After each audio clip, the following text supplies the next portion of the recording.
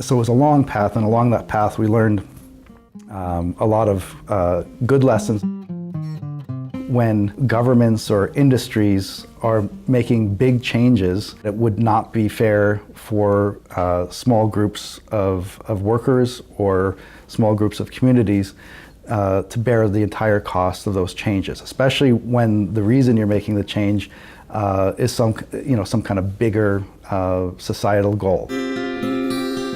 Just transition is only effective when the workers who are facing the prospect of losing their jobs are intimately involved in the creation of the policies to mitigate the challenges that they're facing. The key step was the formation of our Coal Transition Coalition. The Coal Transition Coalition here in Alberta was the coalition of unions representing workers in the plants and the mines and also in related construction. And one of the first things that we did is we organized town hall meetings. So the coalition went out to communities to talk with our own members, to talk with their we threw open the doors. We invited their families, we invited local politicians, and then we started a conversation. And only through that kind of conversation will you get to the point where you can identify an agenda. There are many meetings where we didn't actually talk about solutions, but instead we talked about fears and concerns and worries. And that was a necessary part of the process. You know, we heard really tough stories about, heartrending stories about people losing their livelihoods, about, people being concerned about not being able to pay their mortgage, losing benefits so that the kids couldn't get dental care, they wouldn't be able to save money for their kids' education. Talking with our members at town halls allowed us to focus in on their areas of anxiety. Then we could take the next step of figuring out what policies the government could offer to address those anxieties. And then we were able to go to government and say, not only here's our list of asks, but we could explain why. We set up our own committee. And so it was workers talking to workers identifying priorities for themselves, and then workers communicating those priorities to government through their own organizations. And so it built trust and legitimacy. We discovered that here in Alberta, we didn't have a robust culture of tripartite cooperation. There was no history, there were no mechanisms. So we had our organization here, the government was over here, but we didn't have institutions to actually bring them together. So we actually had, it was very ad hoc. Tripartite structures, institutions, and a culture of social dialogue helps with these kind of conversations about just transition. And I'll just be blunt about this. Workers and unions have an easier time working with progressive governments, negotiating things like just transition programs and policies. In our case, we had already elected a progressive government. They were committed both to the idea of doing our part to address climate change, but they had also committed, because we had lobbied them, to include this as part of their climate plan. They had also committed to the notion of just transition. We had a conservative government in power for 44 years. All of a sudden the NDP were in power. They'd never held government before. It was a very steep learning curve. They were trying to implement an agenda across a very broad front.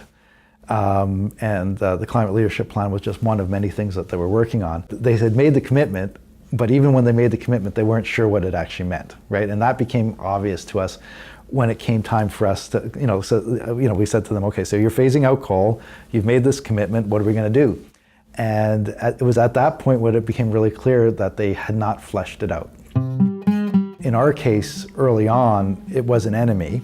People craved information. Our members were craving information. They wanted to know, because they'd heard through the media and often through their employer that the coal phase-out was happening. Because the government had made its commitment but hadn't made a plan, they couldn't answer those questions. The government had tapped a minister to liaise with the workers and the communities, but he didn't come out to talk.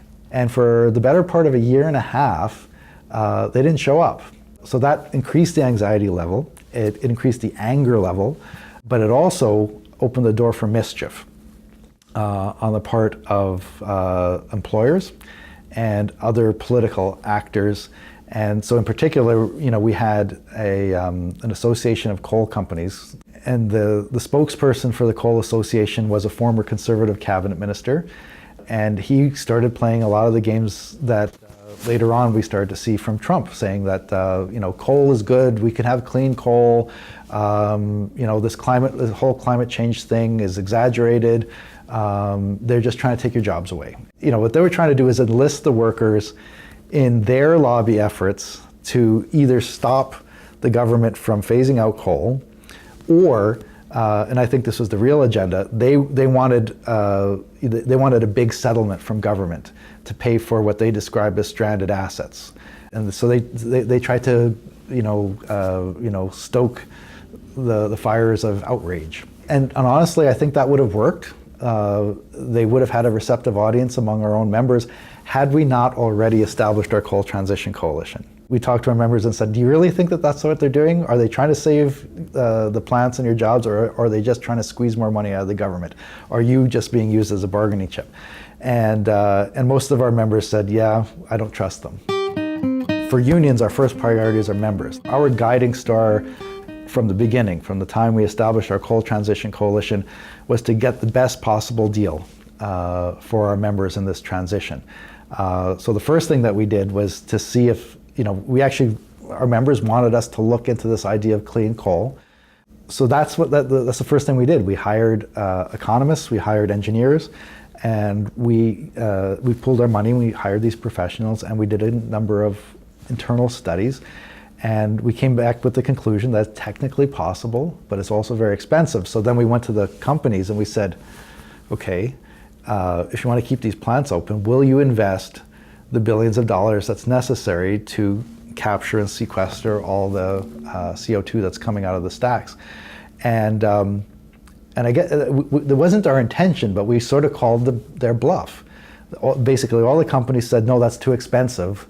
I emphasize the role of unions because it was dramatic, the difference between how workers responded to the coal phase out in unionized workplaces versus non-unionized workplaces. In those work sites where the union was active, they were able to use their relationships, their credibility with their members and their lists to make sure people came out to our town halls. People were engaged.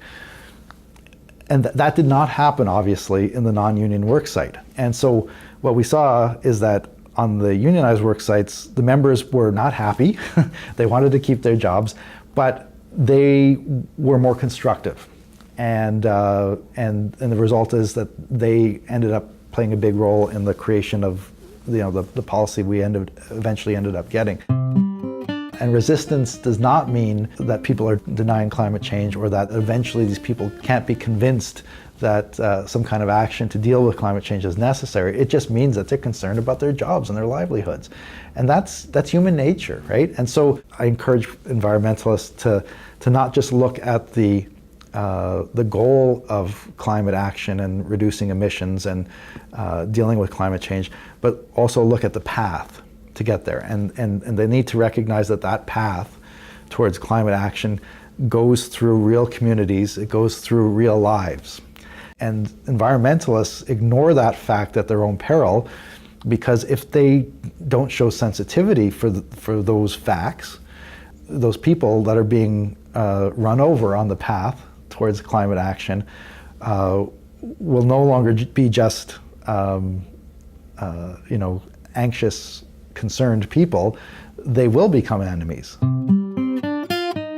This was actually a trap that our government fell into. When they announced the coal phase out, it was the big companies who were on the news. They were writing letters, they were lobbying MLAs, and they were asking for many things. Most significantly, they were asking the government to pay them hundreds of millions, even billions of dollars, to compensate them for shutting down their power plants before the end of their natural lives. And that was the interest of the company and the shareholders, right? But what happened is our government, instead of realizing that the interests of business and the workers were different, they thought that if they gave the businesses what they had asked for, then everyone would be happy, right? They had this naive belief, and I use that word very consciously. It was a naive belief that if they gave the companies what they wanted, then the companies would do the right thing by the workers. Nothing could be further from the truth. The government was worried that these companies would just stop producing power and that there would be blackouts, right? And I get that. Through our coalition, what the union said is that this is a negotiation, and we know about negotiations. And in negotiations, money matters. If companies want that money, and if you're willing to give it to them, don't just give it to them. Attach strings related to your other commitments on things like just transition. But they said, nope, we're going to deal with the companies. And so they brought in a negotiator from the States, an American, who had no experience with tripartite. And he says, unions? Why would unions be at the table? And unfortunately, our government let them do that. And so the result was that they had a negotiation. The government agreed to give the companies at the end of the day, it was $1.6 billion to compensate them for stranded assets. They agreed to keep the lights on. So when it came time to negotiating with us, then they did put the communities and the workers together. Instead of being able to count on the employers to help pay for part of the transition, it was all on the government to pay the whole thing because they'd missed their opportunity to attach strings to the off-coal money. The runway to phase out ended up being a lot shorter than they had anticipated. When the government announced the coal phase out as part of their climate leadership plan, they made their announcement in 2015, 2016, and the phase out was going to be 2030, and they said, oh, we've got 15 years. So what happened is, especially once the government negotiated the off-coal agreement, they made their payment of $1.6 billion. The companies involved, so TransAlta, ATCO, they started making different business decisions, and they started making it very quickly. And the obvious business decision was to, basically say, if we're being mandated to move off coal, why wait to 2030? And so instead of looking at a runway of 14 or 15 years, that runway became truncated, and some of our power producers started laying off people almost immediately. One of the biggest, TransAlta, said that instead of waiting till 2030 for the phase out, they were going to do it by 2019 or 2020.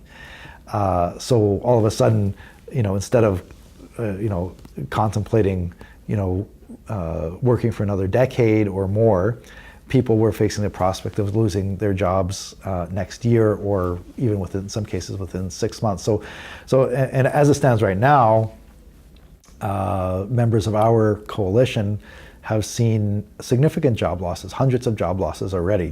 People have already been laid off, and more, and it's happening every day, right? So this is not a next year or next decade issue anymore. It's a next week issue, right?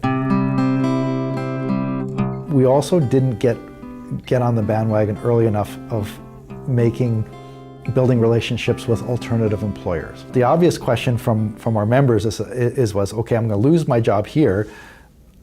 I don't need programs. I don't need welfare. I want another job. The best replacement for a lost job is a new job, and so the obvious question is, how can we build bridges from one job to the next?